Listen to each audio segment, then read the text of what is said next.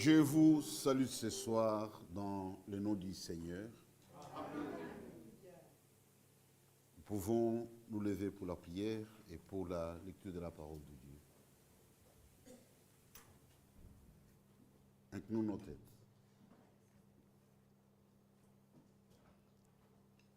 Seigneur Dieu et notre Père,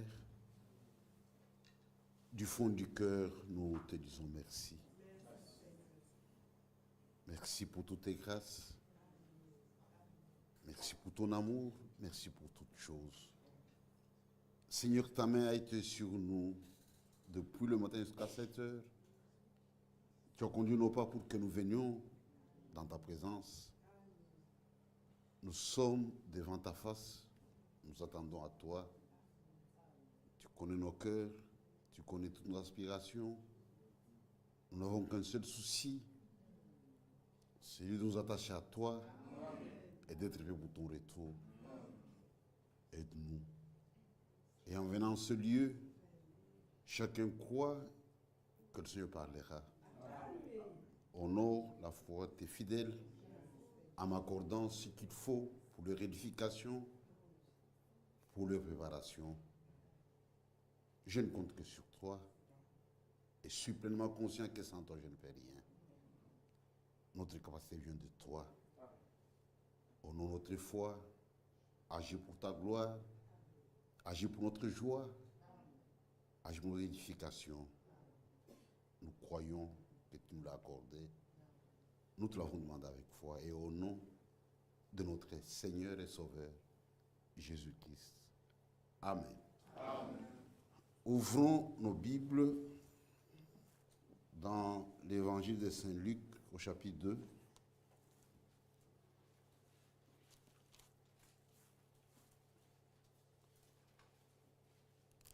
Nous lisons le verset 13 et 14.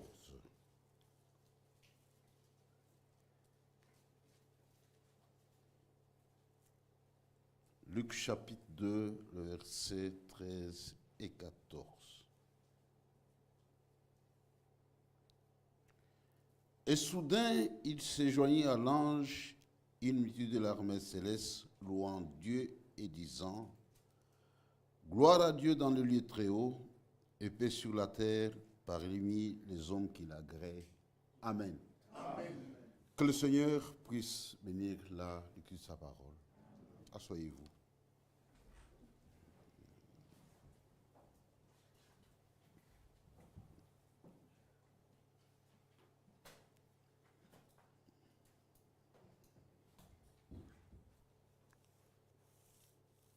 Nous venons de lire quelque chose qui s'était passé à la naissance du Messie.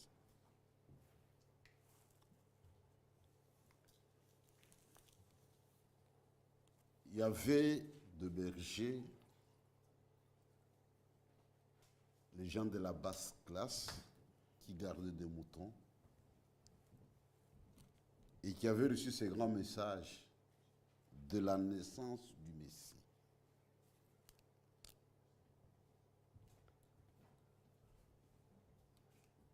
Dieu agit de la même manière.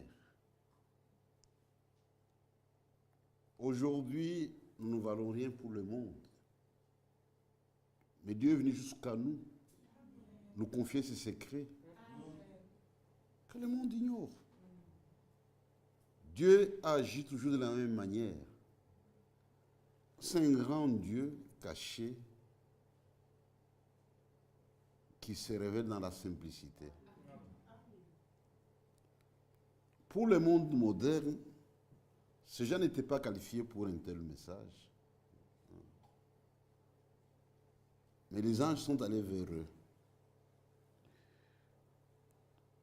Mais ce qui nous intéresse pour ce soir, c'est ce que nous lisons au verset 14.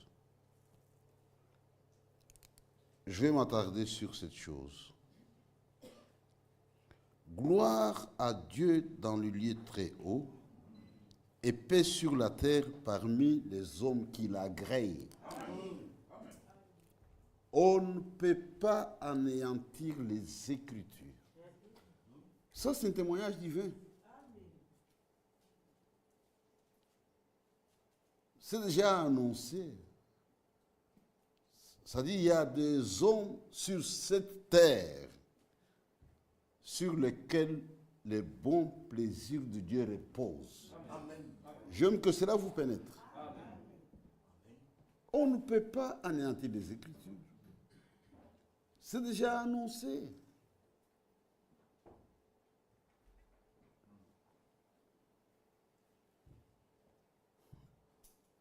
Frère Abraham disait que si vous croyez réellement, c'est vous qui le dites. Celui qui croit réellement, Dieu est obligé aussi d'agréer sa foi. C'est réciproque. Vous avez cru, c'est très bien. Mais il faut que Dieu agrée aussi la foi. Et quand Dieu agrée la foi de quelqu'un, il lui accorde ce que nous appelons le baptême du Saint-Esprit. Il dit, je suis d'accord avec vous. Il y a des hommes et des femmes sur la terre sur lesquels l'approbation de Dieu repose. Et si je veux peut-être résumer la chose, c'est quoi? Ce sont des hommes et des femmes qui font la volonté de Dieu. Et aujourd'hui, nous remercions le Seigneur parce qu'il nous a vraiment aidés. Dieu a parlé. Nous vivons un âge spécial. La parole de Dieu est révélée comme jamais auparavant. Amen. Frère, nous avons l'exactitude de chaque chose. Amen. Même le plus petit détail, nous les avons. Dieu nous a vraiment honorés. Il est venu jusqu'à nous nous confier ses secrets que le monde ignore.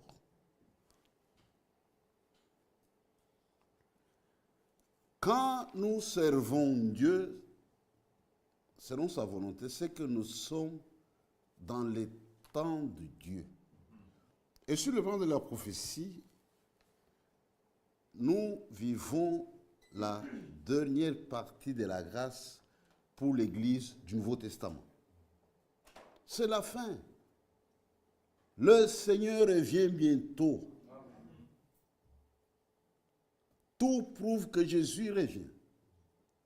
La science, l'histoire, l'économie, la politique, tout prouve que Jésus revient bientôt. Et Franck disait, les beaux jours sur la terre sont révolus. Nous avons des informations que le monde n'a pas, frères et sœurs. C'est-à-dire aujourd'hui, et tout le monde peut le constater, plus le temps avance, plus les choses s'empirent. Il n'y a plus d'espoir. Nous avons un espoir, c'est le retour du Seigneur Jésus-Christ. C'est pourquoi aujourd'hui, un vrai croyant, sa priorité zéro, c'est le retour du Seigneur. Il fait toutes choses en tenant compte du retour du Seigneur. Et l'épouse a une obsession, c'est sa préparation. Je dois m'assurer que tout est prêt. Quelqu'un qui doit voyager, il est à Bruxelles, il veut se rendre aux États-Unis d'Amérique. Il y a un temps de préparation. Si son vol est à 17 heures, c'est que vers 16 heures, sa valise doit être déjà prête. Il ne doit pas faire sa valise jusqu'à 17 heures, non, sinon il risque de rater le vol. Soyons prêts, mes frères. Tout peut arriver. Et puis, il n'y a pas que ça. Tu vois, nous sommes dans les temps. Personne ne connaît l'avenir. Tu peux être en bonne santé aujourd'hui et pendant le sommeil, Dieu décide que vous puissiez rentrer à la maison, vous allez partir. Dieu ne consulte personne. On doit être prêt à tout moment. Dieu a des témoins sur la terre. Peu importe les conditions de l'âge, Dieu n'a jamais manqué de témoins. Ça n'existe pas. Nous sommes dans l'âge de la Odyssée, un âge mauvais, le pire de tous les âges. Si vous lisez la prophétie, il y a cette lettre adressée à cette église. Pour les 6 églises, les 6 premières églises, vous voyez, il y a un message, c'est un mélange d'éloges et de reproches. Mais le message adressé à la Odyssée, vous avez des reproches sur toute la ligne, aucun éloge. C'est un âge mauvais. Maintenant, Dieu, dans sa sagesse, c'est dans cet âge qu'il veut manifester son épouse. C'est comme au temps de la première venue du Seigneur, qu'on avait dit à Nathanaël, vous savez que Moïse a écrit au sujet de quelqu'un, nous l'avons vu, il est là, tout ça. Il dit, d'où vient-il? Il vient de Nazareth. Il dit, ah, quelque chose de bon peut-il venir de Nazareth? La Vierge dont il est question dans la prophétie, Dieu l'a trouvée à Nazareth. Et nous sommes exactement dans la même situation. C'est dans l'âge de la Odyssée, l'âge mauvais, le pire de tous les âges, que Dieu compte manifester son épouse que nous sommes. Dieu a des témoins sur la terre. C'est pourquoi, mes frères, nous portons de très grandes responsabilités et Dieu compte sur nous. Dieu a un plan, Dieu a un programme. Notre Dieu, il est le meilleur planificateur. On ne tâtonne pas. Nous sommes dans un programme infaillible. Ça ne peut pas échouer. C'est pratiquement impossible. C'est pourquoi les vrais élus, tout au long de leur marche, ils se tournent de la grâce de Dieu.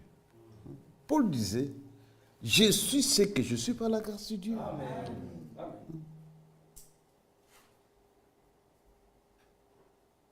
Il y a des choses qui nous concernent, ça ne peut pas échouer.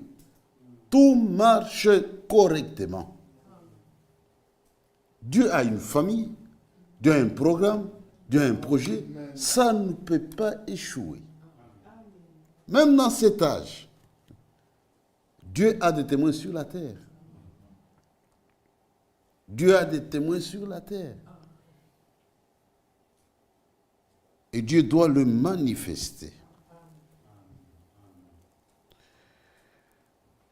Paix sur la terre parmi les hommes qui l'agréent.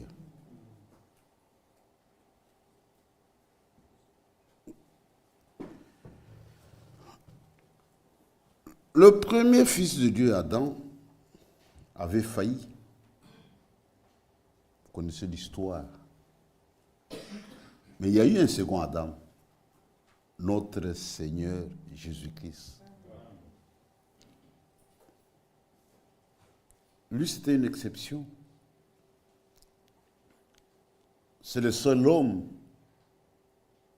qui a pu accomplir toute la volonté de Dieu. Et c'était même prophétisé. Maintenant, regardez dans le programme de Dieu avec sa famille. Nous sommes dans Romains chapitre 8. Là, vous avez Dieu et sa famille avec son plan, son programme.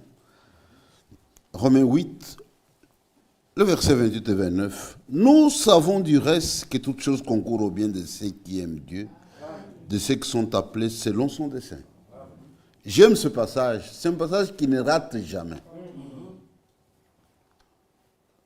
pour nous, tout travaille ensemble pour notre bien. Frère, même les choses négatives, tu vois, en tant qu'homme, nous n'avons jamais apprécié les choses négatives. Mais plus tard, nous comprenons que c'était pour notre bien. Toutes choses, même les choses négatives, sont pour notre bien. Si vous comprenez cette chose, vous aurez moins de difficultés. C'est pourquoi, dans notre marche, si quelque chose arrive, que ce soit bon ou mauvais, je dirai toujours, le Seigneur connaît. Amen. Je vais vous donner un exemple. Une fois, nous étions en Zambie, à Ndola, on devait se rendre à Lusaka pour aller accueillir Frère Franck. Il y avait une crise de carburant à cette époque-là. Les gens faisaient des longues files pour attraper le bus. Et on s'était donné rendez-vous aux arrêts. Moi, Frère Mwamba et Frère Kalele. Dit 8 heures qu'on se retrouve aux arrêts pour partir. Moi, j'étais avec Frère Mwamba. Kalele devait nous rejoindre là-bas. Nous sommes arrivés à temps. On attendait les frères. 5 minutes, 10 minutes, 30 minutes. Il était arrivé avec un retard de, je crois, 1h30 ou 2h. Et il était malheureux. On a vu ça. Nous nous sommes dit à Frère Mwamba, on ne lui fait aucun reproche. Quand il est arrivé, on a commencé à l'encourager. Il dit, frère, le Seigneur connaît. Même ce retard, c'est pour notre bien, on ne sait pas pourquoi. Dieu a permis que tu viennes en retard. Et on était au bout de la ligne. Une longue ligne là. Frère, on n'a pas fait 10 minutes. Comme on était au bout, un jeune homme est venu. Il dit, est-ce que vous allez à Lusaka? Il dit, oui. Il dit, il y a une voiture là-bas qui part. On a besoin de 3 passagers. On était 3. Frère, on a pris cette voiture, on a payé le prix du bus. Et nous étions arrivés à temps. Il dit, frère, que Dieu te bénisse pour ton retard. Toutes choses travaillent ensemble pour le bien de Dieu. C'est un passage qui ne rate jamais dans toutes les situations. Mais écoutez, car ce qu'il a connu d'avance, il les a aussi prédestinés à être semblables à l'image de son fils, afin que son fils soit le premier-né de beaucoup de frères. Amen. Dans cette famille, il y a un premier-né. Et selon le programme de Dieu, à la fin, il faut que tous puissent être semblables au premier-né. C'est un programme, ça ne doit pas rater.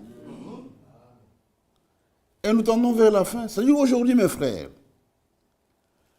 plus nous nous approchons du retour du Seigneur, on doit tendre vers cette image.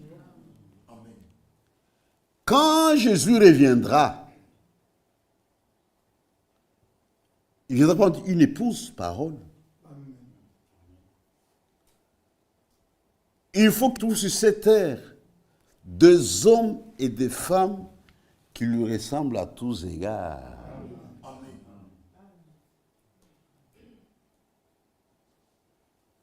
Regardez, quand Frère Bona a représenté les choses dans son message, je crois, la stature de l'homme parfait, vous avez la pyramide et vous avez la pierre fêtière. Si vous prenez le sommet de la pyramide et la base de la pierre fêtière, ces deux mesures s'emboîtent exactement. Quand Jésus revient, il trouve sur la terre des hommes et des femmes qui lui ressemblent à tous égards. C'est-à-dire, plus le temps avance, plus nous tendons vers cette image-là. C'est ça les talons de mesure. C'est ça les talons de mesure.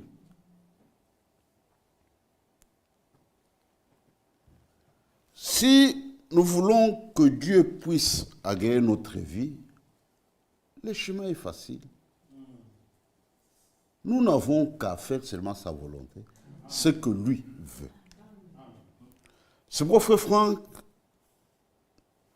il l'a répété sans cesse, dit dans cette dernière partie de la grâce, Dieu ordonne, pas un homme, que dans l'Église et dans la vie personnelle des croyants, que tout soit conforme à la volonté de Dieu. C'est ça le talon de mesure. Chaque église, chaque groupe doit faire la volonté de Dieu. Chaque famille, chaque frère, ça doit primer. Vous savez, nous avons notre propre volonté qu'on appelle le libre arbitre. Chacun doit plier sa volonté devant la volonté de Dieu. Si c'est un croyant, quiconque appartient au royaume de Dieu, il ne fait pas ce qu'il veut, quand il veut ou il veut, non. Nous sommes soumis à Christ. Nous faisons sa volonté. C'est l'unique façon de plaire au Seigneur.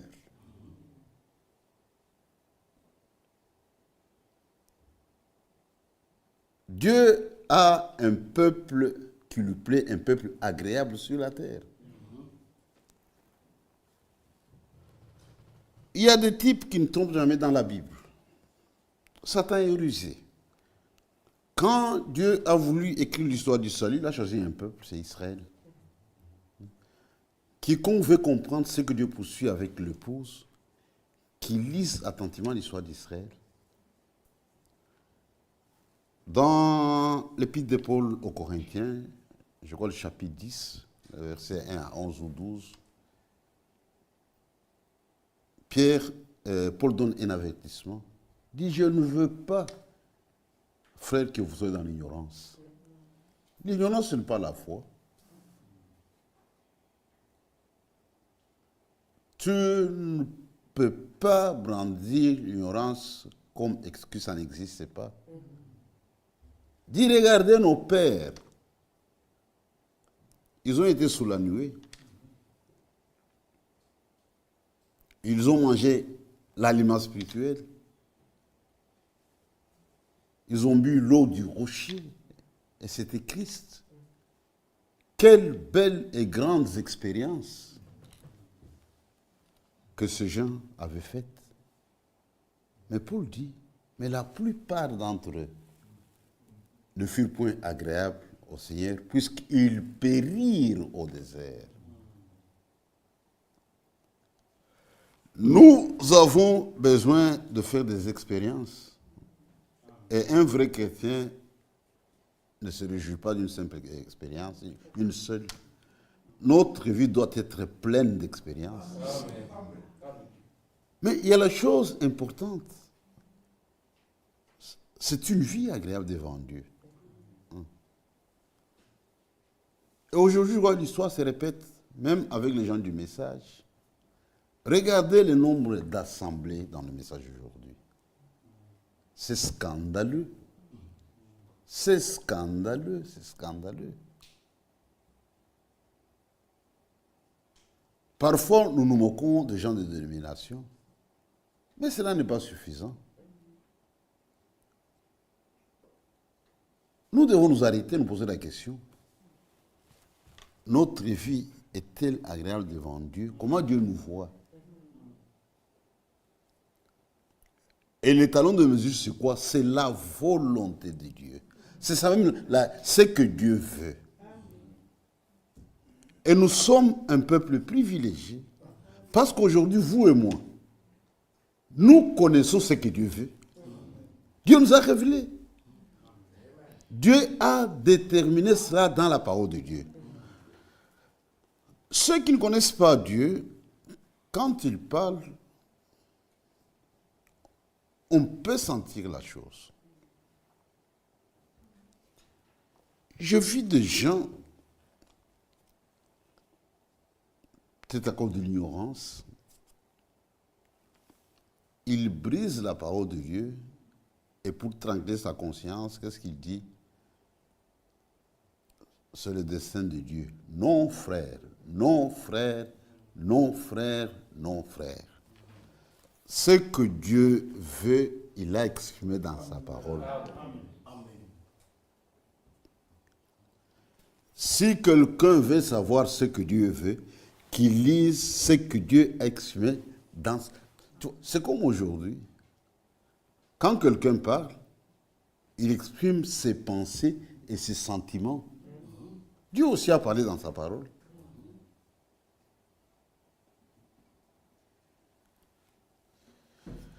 Quelqu'un, ce front qui en parle,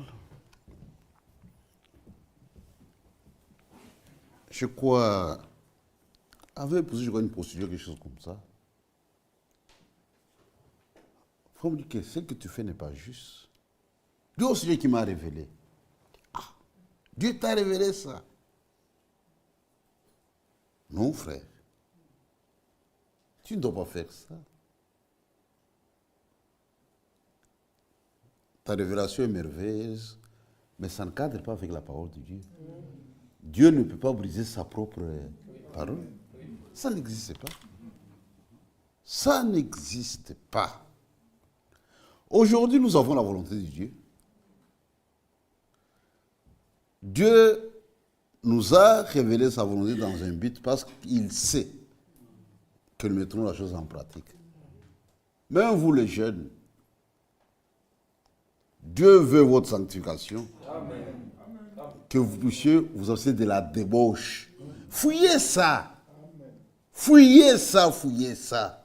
Dieu veut votre sanctification. Amen.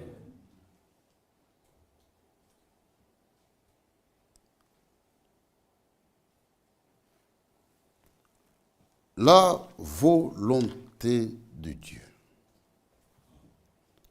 Elle doit s'accomplir sur la terre, pas au ciel, sur la terre. Pas au ciel, sur la terre. Dans cette Bible, je crois qu'il y a une occasion, une fois, les disciples avaient demandé au Seigneur, apprends-nous à prier, comme Jean-Baptiste l'a fait avec ses disciples. Je crois, si vous lisez cela dans Matthieu chapitre 6, vous verrez quelque chose de très bien. Matthieu chapitre 6. Matthieu 6. Voilà. Au verset 10. Voici donc, depuis le verset 9 au verset 10, voici donc comment vous devez prier. Notre Père qui est aux cieux, que ton nom soit sanctifié, que ton règne vienne, que ta volonté soit faite sur la terre comme au ciel. Cette volonté ne doit pas s'accomplir avec tous. Non.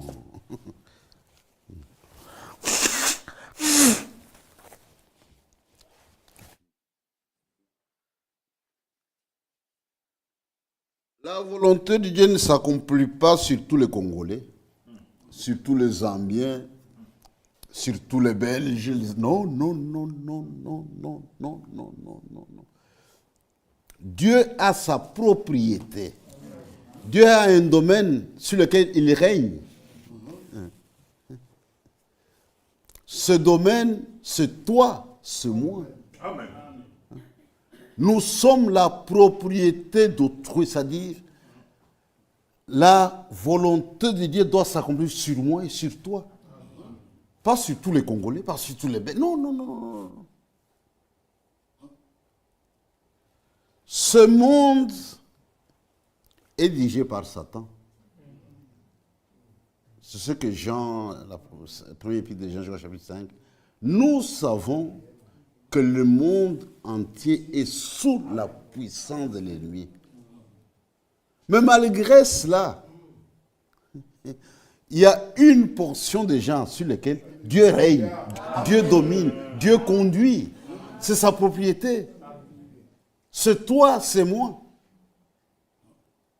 Si les autres sont libres de suivre leur propre chemin, mais nous sommes liés à Dieu.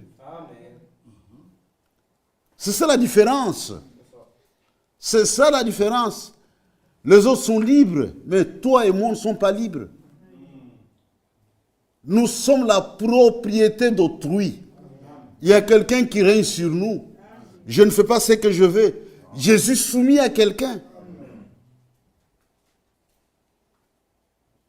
Quand lui bouge, je bouge. Quand il me dit va à gauche, je vais à gauche.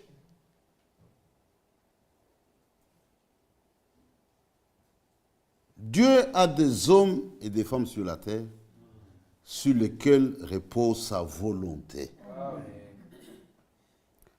Que ta volonté soit faite sur la terre comme au ciel.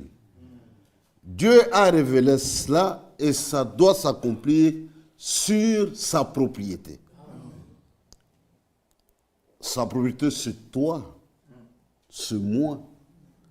Vous comprenez ce que nous portons comme responsabilité aujourd'hui sur cette terre. Dieu compte sur son Église. L'Église, ce n'est pas ses bâtiments. Ce sont des hommes et des femmes. Si Dieu veut parler aujourd'hui, il a besoin de toi, il a besoin de moi. S'il veut communiquer la vie, c'est par toi, c'est par moi. S'il veut guérir, nos mains sont les mains de Jésus.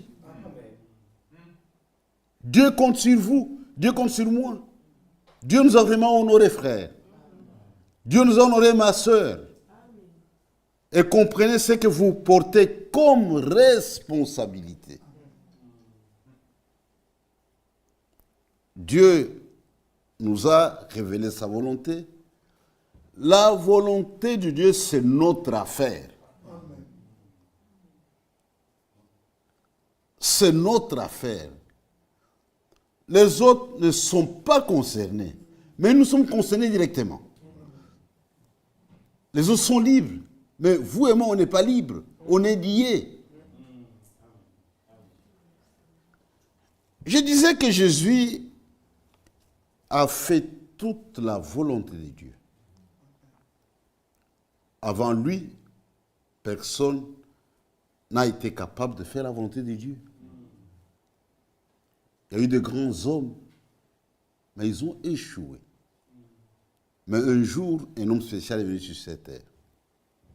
Même sa naissance sortait de l'ordinaire. Pour toi et pour moi, on n'a pas besoin d'explication. Tout le monde connaît comment est-ce qu'on est venu. Papa et maman ont été ensemble et on est venu au monde. Mais lui, ça sortait de l'ordinaire. Il fallait une explication. Voici de quelle manière arriva la naissance de quelqu'un. Il fallait expliquer ça. C'est quelque chose de particulier. C'est le seul homme qui pouvait dire qui pourra m'accuser d'incrédulité. C'est le seul homme zéro faute. C'est notre secours. Quand Dieu a voulu avoir des enfants obéissants, il a commencé avec Jésus. Lui était obéissant en toutes choses. Adam était désobéissant. Et à cause de la désobéissance d'Adam, il nous a tous entraînés dans la mort. C'est-à-dire aujourd'hui, nous mourons à cause d'Adam. Un seul a péché et il a entraîné toute l'humanité dans la mort. Il y a des gens qui ne comprennent pas cette chose. Quand on leur apporte la parole de Dieu, ils disent non, moi je ne bois pas, je ne fume pas, je n'ai jamais commis l'adultère, je suis bien. Même si tu n'as jamais fait ces choses, tu es un pécheur à cause d'Adam. C'est-à-dire, Dieu nous a tous condamnés par représentation. Et le salut aussi, il est par représentation. Condamné par représentation et sauvé par représentation. C'est vrai, il n'y a aucun prophète qui sauve. Il n'y a aucun message qui sauve. Le seul sauveur, c'est le Seigneur Jésus-Christ. À partir de Jésus, Dieu a eu d'autres fils. C'est pourquoi le vrai chrétien sonnait dans la mort de Jésus. Si vous voulez amener les gens à la vie, il faut les conduire au calvaire. faut qu'il meure. Nous sommes nés dans sa mort. Amen. Si le grain de blé qui est tombé en terre ne meurt, il reste seul. Il fallait que Jésus meure pour que Dieu puisse avoir d'autres fils semblables au Seigneur Jésus-Christ. C'est un plan infaillible. Dans le plan du salut, il y a ce qu'on appelle la présence de Dieu. C'est une faculté que les hommes n'ont pas. Regardez aujourd'hui, personne ne connaît l'avenir. Quand les choses arrivent, parfois nous sommes surpris. C'est comme le décès de frère Eugène. Tout le monde était surpris. Mais Dieu, lui, il n'a pas été surpris. Il savait qu'il partirait à cette date-là. Nous sommes limités dans le temps et dans l'espace. Mais Dieu est différent de tous les hommes. Il connaît la fin avant le commencement. Avant la fondation du monde, Dieu a vu l'âge de la Odyssée. Il dit, j'enverrai ma parole. Il a vu même le vrai croyant, ceux qui allaient croire. Sur cette base, Dieu pouvait maintenant le prédestiner. Il les met sur une voie. Prédestination. Plus ils avancent, plus ils s'approchent du but. Ça ne peut pas échouer. Ça ne peut pas échouer. Ça ne peut pas échouer. C'est ce que Dieu a fait avec nous. Il nous amène sur une voie. Plus on avance, plus on s'approche du but. On s'approche du but. Et à la fin, nous serons exactement comme Jésus. L'heure est très avancée. Le Seigneur revient bientôt. Dieu nous a révélé sa volonté. On doit la mettre en pratique. Ne soyons pas des auditeurs oubliés. Quand nous venons à l'église, Dieu nous parle. C'est le meilleur endroit au monde. Pendant la prédication, Dieu nous parle. Dieu nous révèle sa volonté. Et nous devons la mettre en pratique. Celui qui écoute la parole de Dieu et qui ne vit pas la parole de Dieu, la Bible l'appelle un insensé. Il a conçu sur le sable, ça va être emporté. La parole agit seulement dans le cœur du croyant. Dans la foi, chacun n'expérimente que ce qu'il croit. Quand vous croyez, Dieu agit.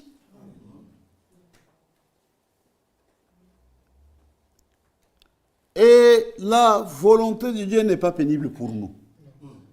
Vous avez des gens qui souffrent pour mettre la parole de Dieu en pratique. Il y a quelque chose de faux. Ça fait même partie de notre nature. Un vrai croyant, chaque fois qu'il accomplit la volonté de Dieu, ça fait la joie dans son cœur. Regardez Jésus-Christ. C'est notre modèle dans cette Bible. Un jour, il devait rencontrer une semence prédestinée. C'est la femme samaritaine. Il a d'abord éloigné les disciples. Il allait chercher à manger. Il est resté seul. Il a vu cette jeune femme. Il dit, femme, donne-moi à boire. La femme a bien regardé. Il dit, non, non, non, non. Mais toi, tu es juif, entre vous et nous, il y a des problèmes. Ce que tu fais n'est pas juste. Et si tu connaissais qui te parle, tu lui aurais demandé de l'eau. La femme a tiqué. Elle dit, toi, tu es plus grand que notre père Jacob nous a donné ce puits, tout ça, des explications. Elle dit, si tu connaissais qui te parle. Il voulait saisir son esprit. Il dit, donne-moi cette eau-là. Il dit, ça va. Va et amène ton mari. Regardez une semence. Elle a dit la vérité. Elle dit, je n'ai point de mari. Elle n'a pas menti. Et pourtant, elle avait laissé quelqu'un à la maison. Elle pouvait écouter, voilà, il y a un homme ici, allons. Tu vois, comme on m'a dit, je n'ai point de mari. Elle dit, tu as dit la vérité. Tu as vécu avec des hommes. Il a révélé sa vie. Et comme cet homme, c'est une sémence, il dit, monsieur, d'après ce que j'ai appris, le Messie doit venir. Et quand le Messie vient, il fait exactement ce que toi tu es en train de faire. Ne tue pas le Messie par hasard. Il dit, je le suis. Il dit, ok. Tu vois, une semence enfouie. Il suffit que la lumière frappe la semence vient à la vie. Elle n'a pas menti, elle a dit la vérité. Elle a commencé à crier. J'ai rencontré un homme qui m'a tout dit. Ne serait-il pas le Messie? Les gens, ils ont accouru, ils ont dit, oui, c'est le Messie. Et pendant qu'il parlait à la femme, les disciples sont revenus avec la nourriture. Il dit, maître, il y a un temps pour chaque chose. Il y a un temps pour la prédication, il y a un temps pour manger. Tu ne peux pas quand même arrêter pour manger. Il n'a pas arrêté. Il dit, ce que je suis en train de faire, c'est ça ma nourriture. Amen. La volonté de Dieu. Qu'est-ce que cela signifie? La volonté de Dieu prime sur toutes choses. Amen. Nous sommes prêts à tout sacrifier pour accomplir ce que Dieu veut. Amen. C'est ça un chrétien, c'est ça un élu. C'est pourquoi, mes frères, nous sommes une particularité. Il y a beaucoup de gens qui croient, c'est très bien. Mais parmi les croyants, vous avez une catégorie de gens qui vont plus loin que ça. Plaire au Seigneur. Cela nous met sous tension. Nous voulons ça. Et Dieu vient à notre secours, selon qu'il a dit. Heureux ceux qui ont faim et soif du royaume, car ils seront rassasiés. La profondeur appelle la profondeur. Si vous désirez ça dans votre cœur, Dieu vous l'accordera. Mais si vous ne voulez pas ça, Dieu nous donne selon les désirs de notre cœur. On s'adresse aux élus pour qu'ils comprennent les problèmes de Dieu à leur égard. Créer cette faim, cette soif de la chose. Israël était en marche vers le pays de la promesse. Nous aussi, nous sommes en marche. Jésus revient bientôt.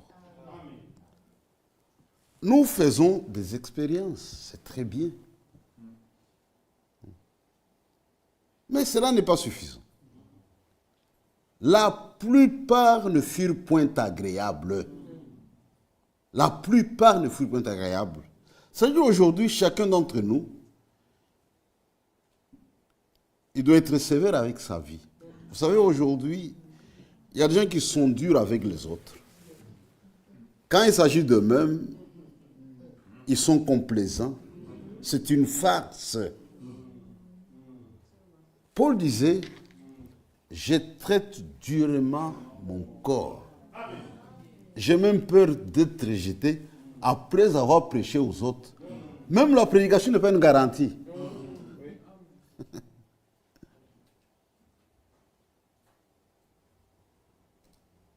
On doit mener une vie agréable devant Dieu.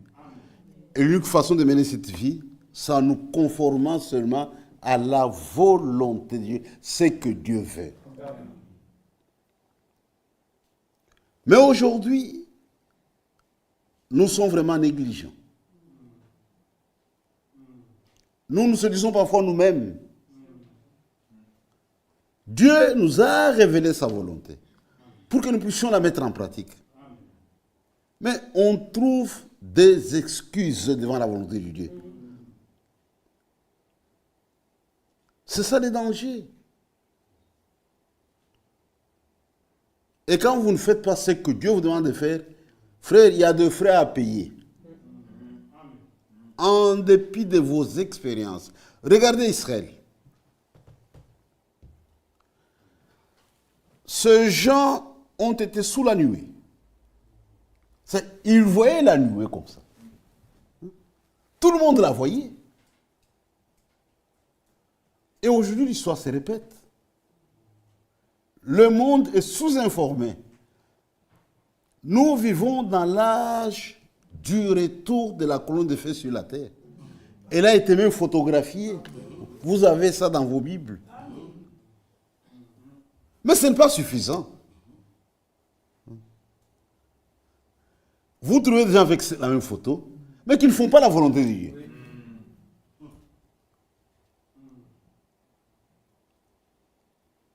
Ils ont bu l'eau du rocher. Frère, c'était le surnaturel. Ils étaient à peu près 2 millions sans eau au désert. Vous savez, quand le Saint-Esprit a commenté la vie d'Abraham, c'est dans Romains 4, je crois, dit Abraham croyait contre toute espérance. Qu'est-ce que cela signifie? Si vous êtes dans un endroit marécageux, par exemple, vous avez plus ou moins 50% de probabilité de trouver de l'eau. Mais dans un désert, il n'y a pas d'eau, il n'y a pas d'arbre, il n'y a pas d'ombrage, il n'y a rien. Et ils avaient soif. C'est que c'était une mort certaine. Ils étaient sûrs qu'ils allaient tous périr. Espérer contre toute espérance, c'est quoi? Je vais vous donner un exemple. Tu vois, un poisson frais vit dans l'eau. Si vous le sortez de l'eau, il va mourir. Parce que vous savez, c'est dans l'eau. Maintenant, Dieu vous demande de casser une pierre. Une grosse pierre. Il dit, vous y trouverez un poisson frais. C'est ça, espérer contre toute espérance. C'est ça, espérer un poisson dans une pierre, est-ce que vous comprenez? C'est ça, espérer contre toute espérance. C'est comme Abraham. Abraham n'était plus en mesure d'avoir un enfant. Vous comprenez ce que j'essaie de vous dire? Maintenant, Dieu lui fait une promesse. Même Sarah, ses seins avaient déjà fané. La période des femmes, c'est déjà fini. Elle n'avait plus de règles, tout ça. Maintenant, tu auras un bébé. C'est ça, espérer contre toute espérance. Si on pouvait amener Sarah devant un gynécologue, dire, Madame, c'est déjà terminé. Il n'y a plus d'ovules, c'est fini. C'est ça, espérer contre toute espérance. Mais Abraham était un véritable croyant. Il confessait sa foi.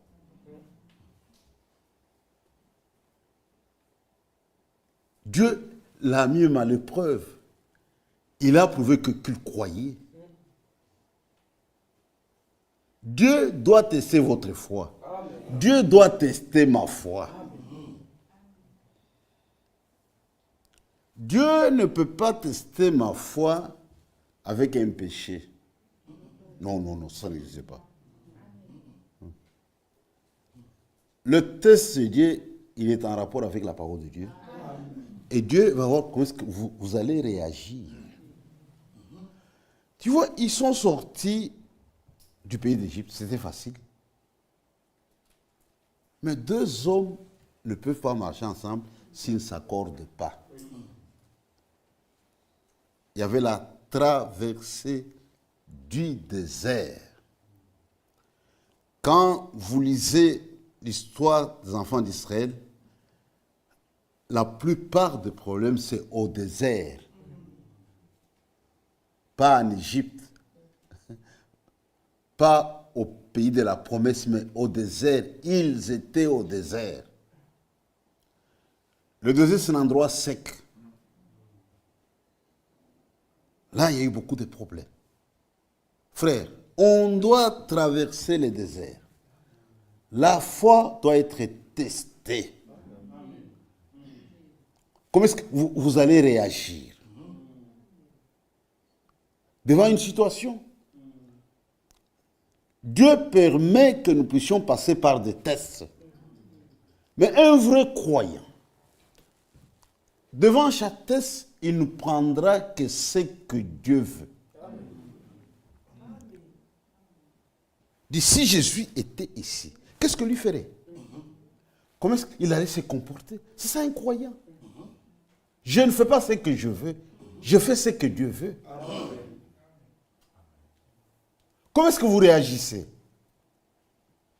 Ils ont échoué au désert. Ils n'ont pas été agréables devant Dieu. C'est pourquoi aujourd'hui, mes frères et mes sœurs, dans nos paroles, dans nos actes, posons-nous la question, est-ce que Dieu est-il content de nous quand nous faisons ça? Et vous avez la réponse. Est-ce que c'est conforme à la parole? C'est conforme à la parole. Nous tendons vers la fin. Il y a des choses qui arrivent avec la véritable Église. Quand l'Église arrive à la fin, frère, il y a une référence. Ce n'est pas de l'imagination. Ce sont des choses vraies.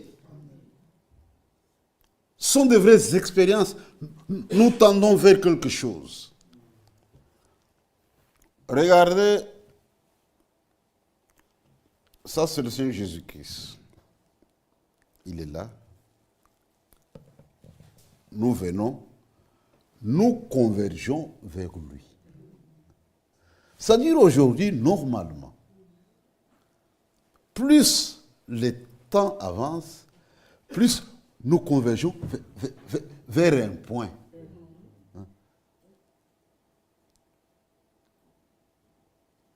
C'est-à-dire, même les écarts se réduisent, se réduisent, se réduisent, et nous allons tous nous retrouver quelque part.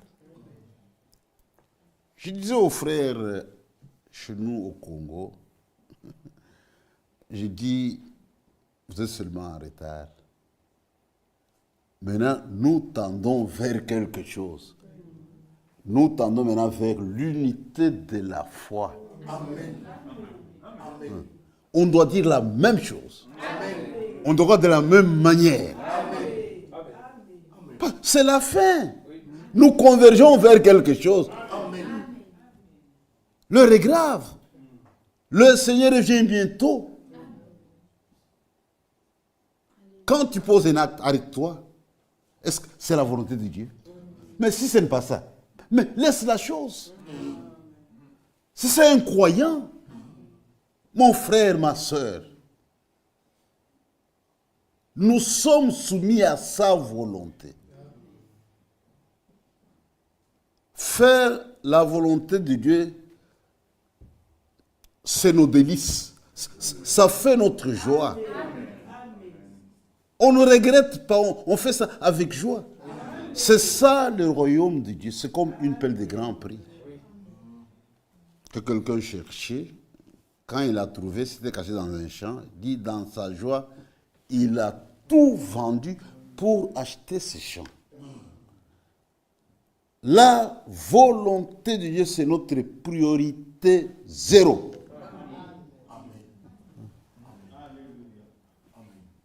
Aujourd'hui, ce ne sont pas les grandes choses qui comptent. Maintenant, on doit faire le réglage de petites choses. Parce que Jésus revient bientôt. J'ai toujours dit, il est pratiquement impossible aujourd'hui qu'un frère aille chercher une prostituée. Parce que c'est trop compliqué ça. C'est trop compliqué pour faire ça. Mais un élu ne néglige rien. Pour un élu, tout compte. Même la plus petite parole, ça compte. Ça compte, ça compte, ça compte. Qui peut injurier sa femme au nom de Jésus? Qui peut battre sa femme au nom de Jésus? Qui peut maltraiter sa femme au nom de Jésus? Non, ça n'existe pas. Ça n'existe pas. Même vous, les frères, les jeunes, vous êtes un groupe privilégié. Regardez les autres jeunes. Leur vie est complètement détruite. Mais vous avez eu la grâce de connaître Dieu. Dieu vous a révélé ce qui est juste. Même pour votre mariage, comment procéder pour fonder un foyer stable. Mais malheureusement, nous avons des gens qui se comportent comme si Dieu n'a pas révélé sa volonté. C'est bien triste. Et quand vous le faites, il y a des frais à payer. Quand vous faites un mauvais choix, c'est mal que personne ne peut corriger, c'est fini, vous êtes foutu.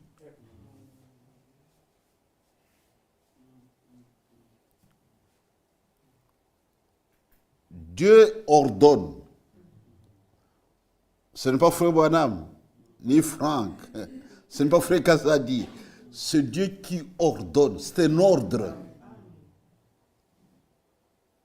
Que tout soit conforme à sa volonté. Dans l'Église et dans la vie personnelle. C'est-à-dire aujourd'hui, chaque groupe doit s'assurer que tout est fait selon la volonté de Dieu. Si ce n'est pas le cas, il y aura des surprises. Même dans notre vie personnelle, notre langage, notre vocabulaire, nos réactions, tout être conforme à sa volonté. Les temps sont sérieux, mes frères. Et Dieu honore le vrai croyant. Honorer Dieu signifie honorer sa parole. Amen. Mais il y a des gens qui méprisent ce que Dieu a fait. Les autres ne connaissent pas la volonté de Dieu, mais nous la connaissons. Et nous brisons ça. C'est un mépris à l'égard de Dieu. Et ça, c'est très grave. Quand vous méprisez Dieu. Mais Dieu dit, j'honore celui qui m'honore. Venir à l'église, c'est très bien. Prêcher, c'est très bien. Expérimenter la guérison, c'est très bien. Mais pour les élus, l'objectif, c'est plaire au Seigneur. Et plaire au Seigneur signifie faire ce que Dieu veut. Amen. Et ce que Dieu veut, il nous l'a révélé. C'est pourquoi, devant la volonté de Dieu, nous nous inclinons. Quand un frère me montre ce que Dieu veut, je sacrifie ma volonté. Je prends ce que Dieu veut.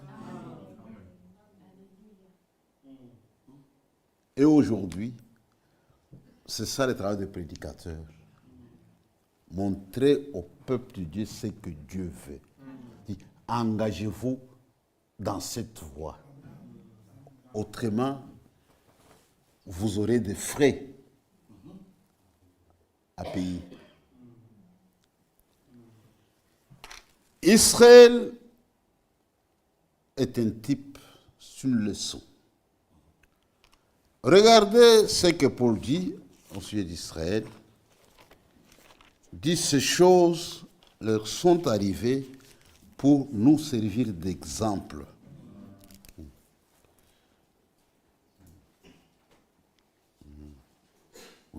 au verset 6, 1 Corinthiens 10.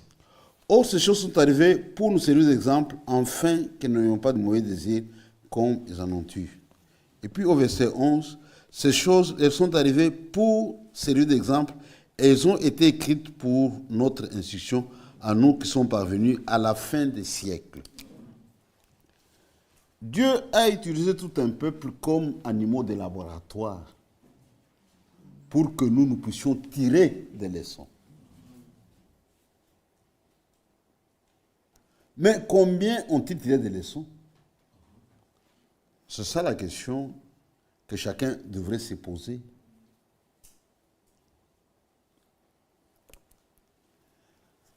Un chrétien, il est très attentif à tout ce qui se passe autour de lui. Dit, dans ce qui m'est arrivé, qu'est-ce que Dieu veut m'apprendre? Qu'est-ce que Dieu veut me donner comme instruction? Parfois, Dieu permet certaines choses pour nous instruire. Mais il faut tirer une leçon.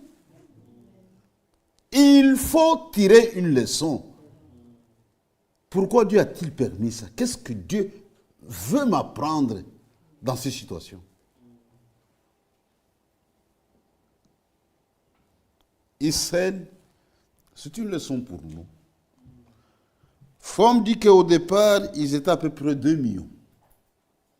Mais à l'arrivée, parmi la vieille génération, il n'y avait que 2 vainqueurs, Josué et Caleb. Et il fait un rapport. 2 sur 2 millions, ça fait 1 sur 1 million. Et il a donné une prédication, 1 sur 1 million. Les élus sont une minorité. C'est une haute sélection. Regardez aujourd'hui, nous ne représentons rien par rapport aux autres. Même dans cette salle. C'est un groupe insignifiant. Prenez les gens du message, regarde le nombre d'assemblées. Le nombre d'assemblées. La volonté de Dieu. À la fin, l'Église ne sera qu'un seul cœur, une seule âme. Est-ce qu'on tend vers la chose ou on est dans la divergence? Oui. On doit faire attention, mes frères. Les temps sont très avancés. Le Seigneur revient bientôt. Il y aura des surprises.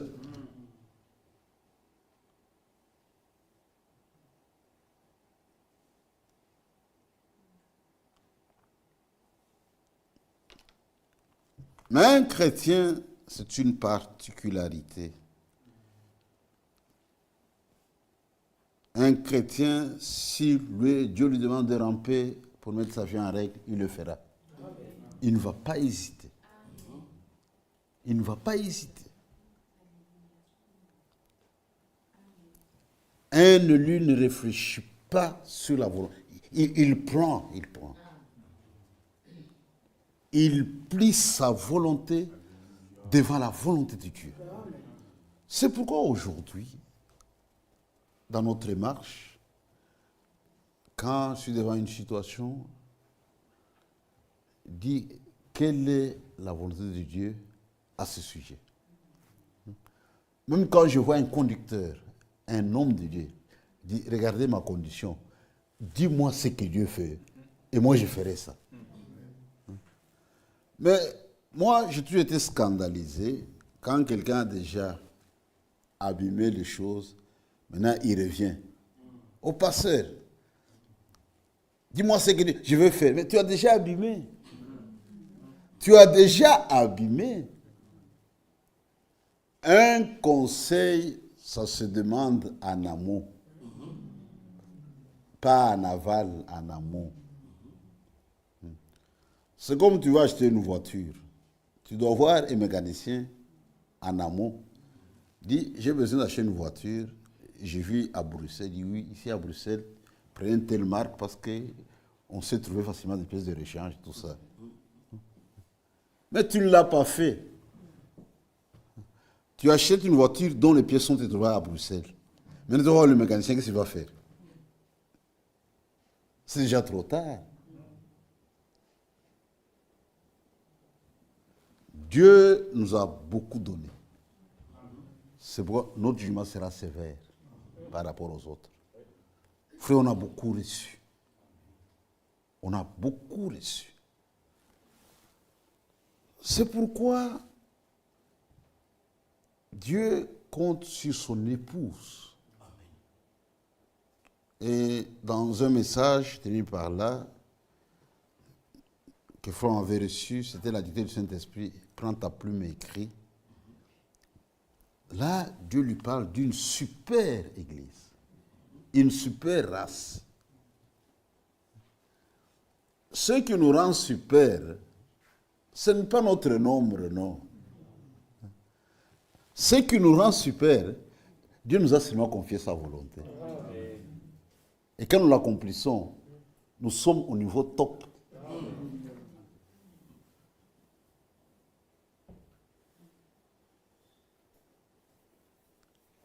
La chose la plus précieuse que Dieu a placée entre nos mains, c'est sa parole, sa volonté. Nous la connaissons. C'est que Dieu veut. Et quand vous faites ça, vous avez l'approbation de Dieu. C'est pourquoi la parole est venue, nous l'avons reçue, c'est très bien. Nous naissons de nouveau. Tout ce qui vient à la naissance. Après la naissance, il y a ce qu'on appelle un processus de développement, de croissance. Regardez, vous plantez du maïs, ça pousse 10 cm. Après un mois, 10 cm. Après 2 mois, 10 cm. 3, mais vous serez triste. Vous allez à la maternité, un bébé vient au monde. À la naissance, 2 kilos. Après un mois, 2 kilos. Après 3 mois, 2 kilos. Après une année, mais vous allez voir le médecin, ça ne va pas. Spirituellement, c'est la même chose. Après la nouvelle naissance, il y a la croissance. Il y a la croissance. Et la croissance est liée à la nourriture. Notre nourriture s'appelle la parole de Dieu. Et ici, mes frères, nous sommes nourris de la bonne manière. Nous sommes nourris de la bonne manière. On doit croître. Et à la fin de la croissance, c'est la maturité. C'est la maturité. On devient adulte. Et l'adulte, c'est une vie. C'est un comportement. C'est un raisonnement. Regardez les petits enfants, même dans une famille, tu amènes un beignet par exemple, tu donnes au grand frère qui a 4 ans, son jeune frère a 2 ans. Est-ce que tu peux donner? Il refuse. Si tu crois, il va pleurer. C'est un enfant. Si le petit donne un coup, il réplique. Ça peut prendre même 6 heures. Mais un adulte ne ferait pas ça. Ne ferait pas ça. Même le raisonnement, les agissements. On doit grandir. On doit grandir. Faisons ce que Dieu veut, pas ce que nous voulons. Si les gens pouvaient prendre cette position, beaucoup de choses seraient réglées en 1 minute. Soit je toujours dis aujourd'hui, quand vous avez des gens adultes, même s'il y a un problème, ça peut se régler dans 2 minutes. Le premier parle, le deuxième parle, dit dans tout ça, regardez ce que Dieu veut. Chacun dépose sa volonté, on prend la volonté de Dieu, c'est réglé, et on va de l'avant. Amen.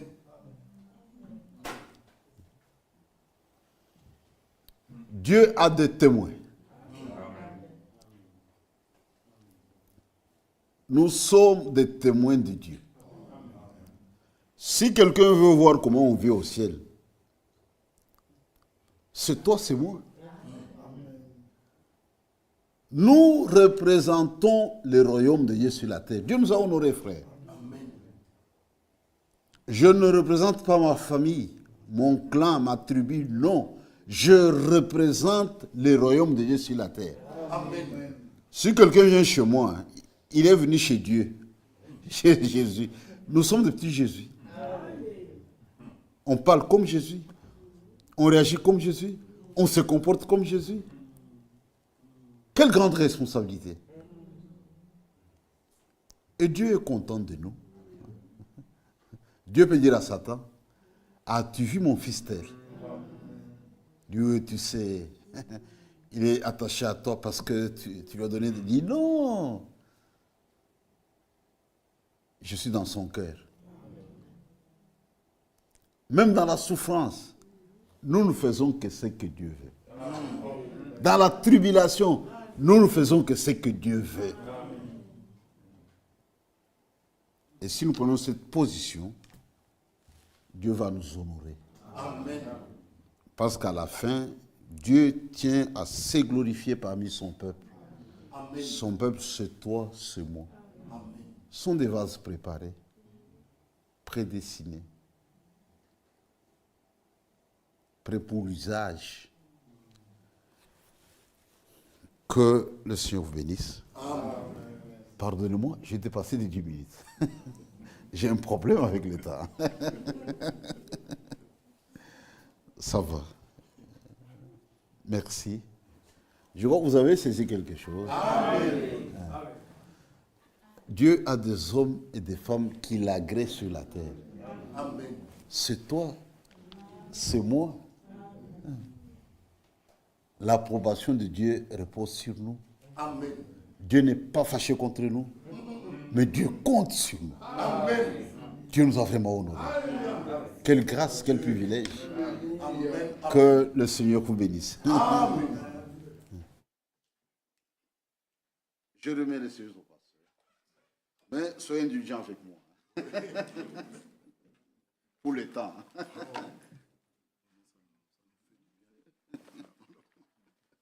Devant nous.